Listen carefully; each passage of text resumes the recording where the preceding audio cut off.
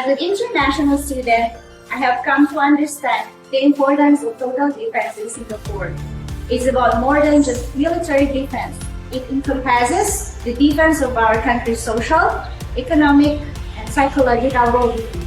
Total defense is not just about protecting ourselves and our country, but also about creating a stronger and more resilient society. To me, total defense means ensuring the protection and preservation of our future. It's about ensuring that our country remains safe, secure, and able to prosper for generations to come. I have come to understand that total defense is not just about protecting our physical safety, but also about protecting our community, stability, and the well-being of our society.